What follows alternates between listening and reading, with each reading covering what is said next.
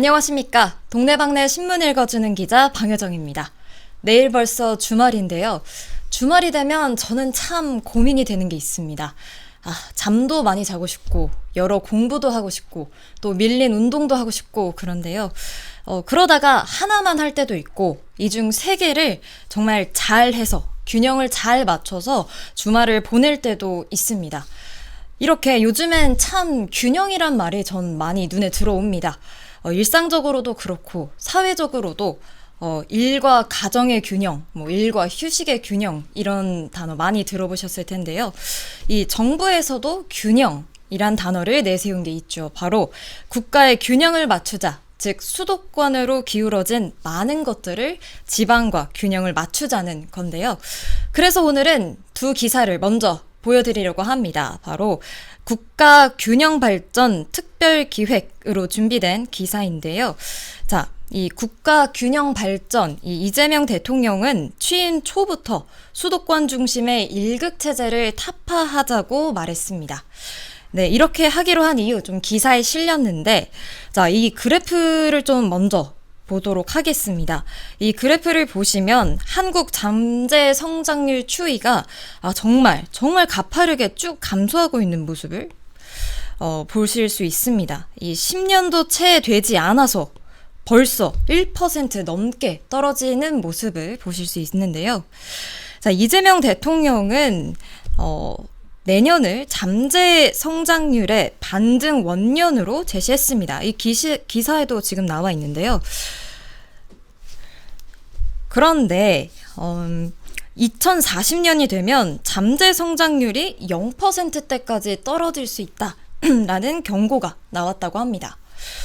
원래는 경제 규모가 커질수록 잠재 성장률이 낮아지는 건 맞지만 한국은 이 하락 속도가 너무 빠른 것이 문제라고 합니다. 이 잠재 성장률이 무엇이냐면요. 이 물가 불안을 유발하지 않고 한 경제가 중장기적으로 달성할 수 있는 성장 속도를 뜻하는데요. 이 잠재 성장률은 올해 1.9%, 그런데 내년에는 1.7%대까지 하락할 것으로 전망됐습니다.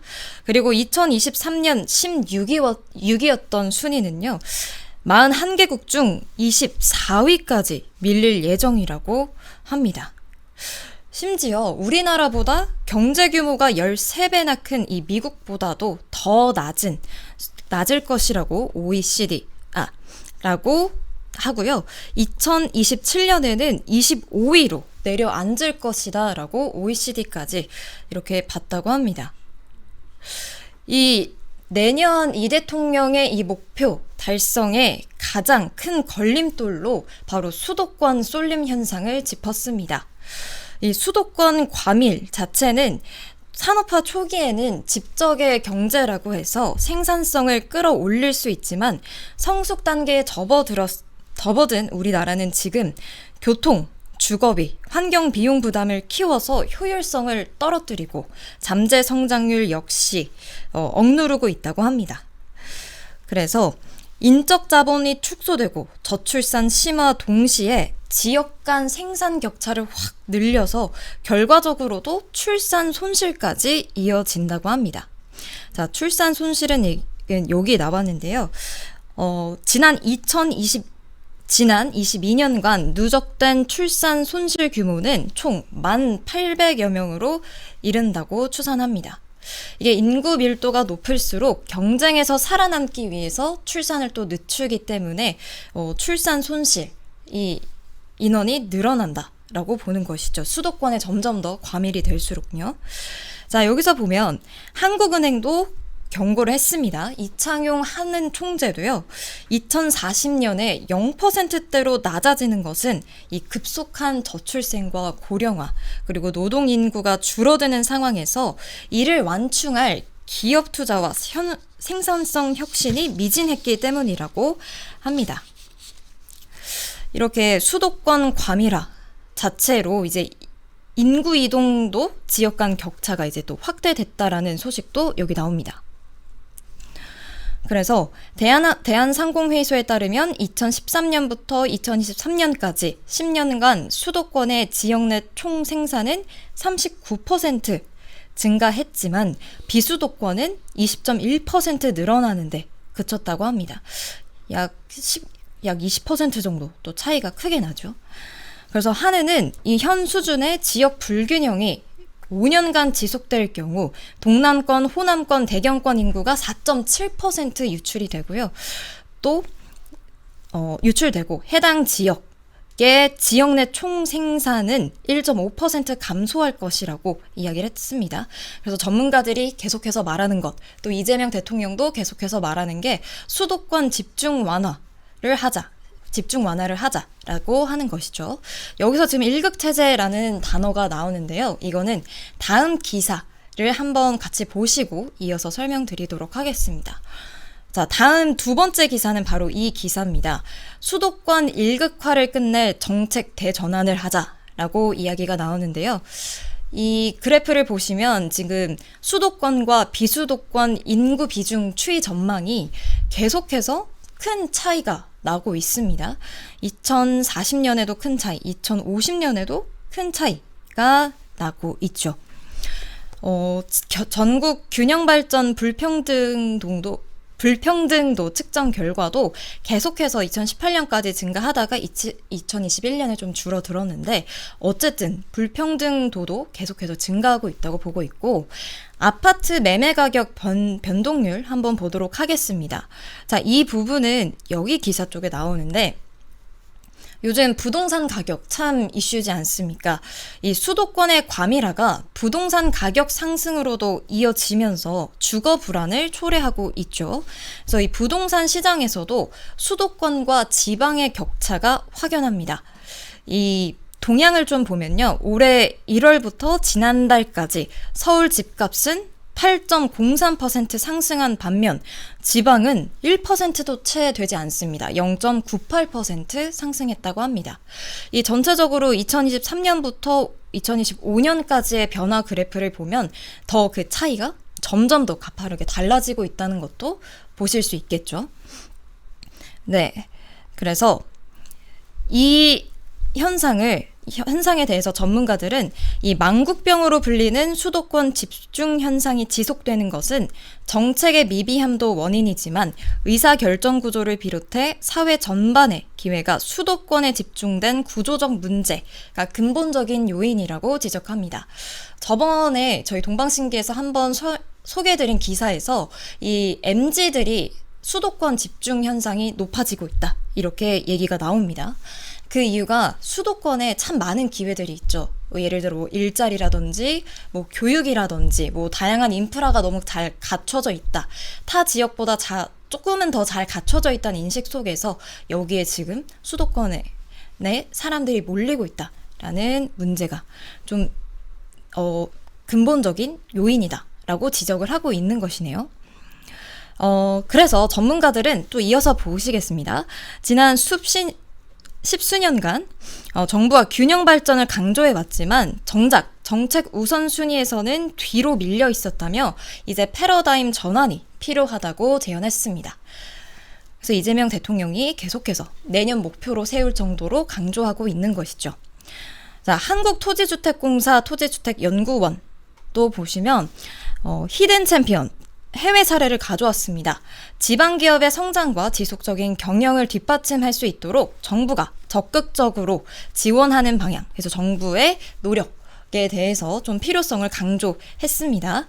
또 일각에서는 수도권으로의 인구 유출과 권역 내 다른 지역으로의 경제 이동을 지방자치제의 기능이 이동으로 지방자치제의 기능이 약화되고 있는 만큼 초광역권 행정체제 구축 등의 방안도 함께 검토해야 된다는 목소리도 나오고 있습니다.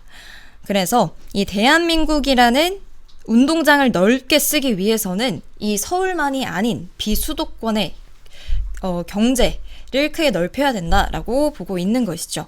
그래서 아까 말씀드린 거는 일극체제는 수도권에 집중된 체제고요.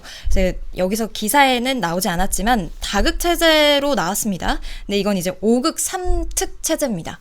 그래서 전국을 5대 초광역권과 3대 특별자치도로 나눠서 발전시키자라는 이야기인데 이후에 다른 기사가 나오면 또 더 자세하게 말씀드리도록 하겠습니다. 그래서 수도권 일극화를 끝낼 정부의 정책 대전환이 필요한 시점인 것 같습니다. 네. 나머지 이제 또 다른 기사를 이어서 살펴보도록 하겠습니다. 네, 이제 세 번째 기사는 바로 이 기사입니다. 빠르게 한번 넘어가 보도록 할게요. 자, 구조조정 한파, 짐 싸는 김 부장인데 차라리 날씨가 추운 게 낫지 않을까요? 이 구조조정 한파는 더 춥고 더 무서운 제목인 것 같은데요. 자, 김 부장이 참 고민하고 있습니다. 김 부장이 짐을 싸고 있다고 합니다. 자, 부장은 보통 10년, 20년을 근속해야 달 수 있는 자리인데 이 회사와 함께 성장하고 위기를 버텨온 이 사람들이 이제 하나둘 회사를 떠나고 있다고 합니다. 근데 이 떠나는 게 자의가 아닌 좀 타의성이 있다고 보는데, 자, 이 기사는 고환율, 고물가, 고금리, 여기에 내수 부진까지 장기화되면서 유통가 전반에 구조 조정이 단행되고 있다고 합니다. 그래서 이 조직 효율화라는 이름으로 희망퇴직을 유도하거나 조직 규모 자체를 기업에서 줄이고 있다고 합니다. 특히나 편의점 등 오프라인 중심 사업 구조를 가진 기업일수록 구조조정 압박은 크다고 합니다. 익히 아시는 이마트24, GS25도 구조조정 단행에 들어갔다고 합니다. 뿐만 아니라 식품 계열사도 마찬가지입니다. 롯데 칠성음료와 롯데웰푸드 등 주요 식품 계열사들에서도 희망퇴직을 실시하고 있고요. 면세업계도 마찬가지입니다. 외국인 관광객의 관광 트렌드 변화와 높은 환율로 불황을 겪고 있는 면세업계도 희망퇴직의 칼날을 피하지 못했다는 슬픈 소식입니다. 그리고 또 신기했던 게요.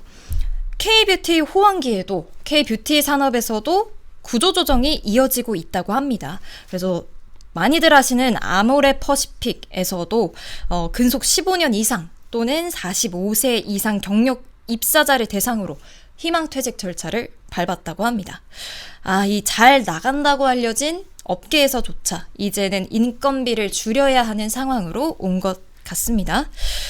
이 업계에서는 어떻게 판단하고 있냐면요. 이 같은 고강도 인력 조정이 내년까지 좀 이어질 가능성이 크고요. 이른바 김 부장, 이 김 부장은 하나의 대명사고 회사의 고연차, 이 인력들이 짐을 싼다는 건요. 기업들이 지금 단순한 경기 침체가 아니라 생존의 문제로 보고 있다라고 조금 더 구조적 위기로 인식하고 있다는 그런 뜻이라고 합니다. 좀 연말인데 슬픈 소식을 전해드리는 것 같아 마음이 좀 좋진 않습니다. 네, 오늘의 마지막 기사 한번 보도록 하겠습니다. 자, 마지막 기사는 바로 이 기사입니다. 죄송합니다. 윤석열 전 대통령에 대한 기사입니다. 어제 윤석열 전 대통령이 군사법원에서 재판을 받으며 군검찰과 날선 공방을 하기도 하고 계엄에 가담한 사령관들에게 사과를 했다고도 하는데, 근데 이날이 공교롭게도 윤 전 대통령의 생일이었다고 하는데요. 기사 한번 보시겠습니다. 윤 전 대통령이 참 미안하다라고 어제 계엄군 주요 사령관들에게 어제 내란 중요 임무 종사 혐의 재판에서 증인으로 참석해 사과했다고 합니다.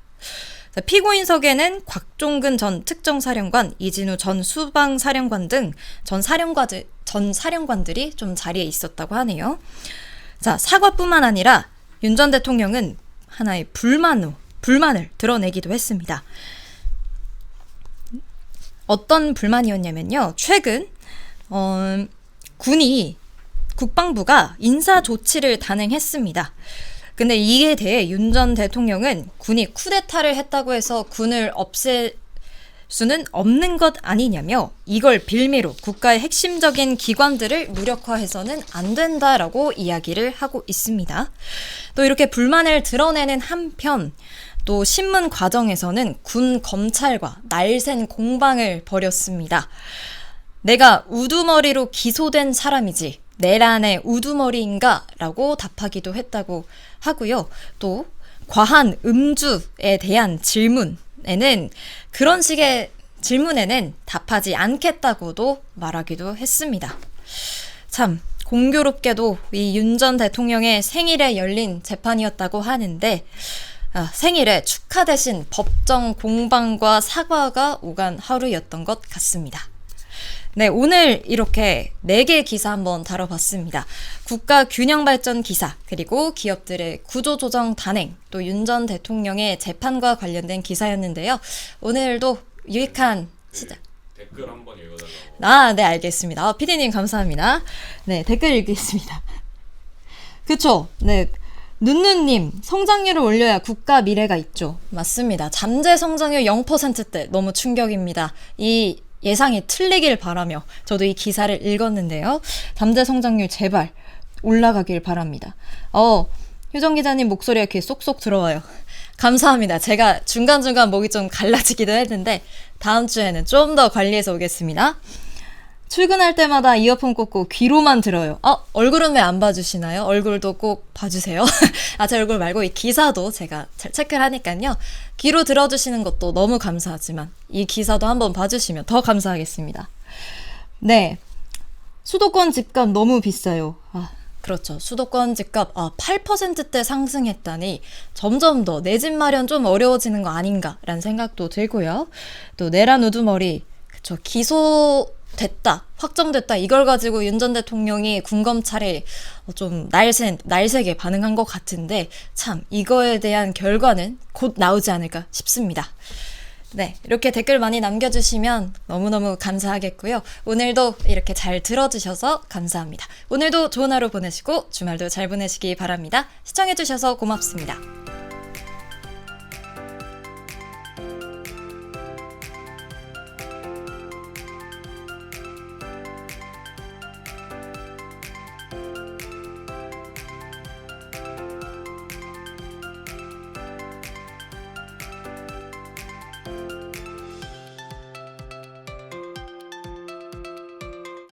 재미있게 보셨다면 구독, 좋아요, 알림 설정까지 꼭 눌러주세요.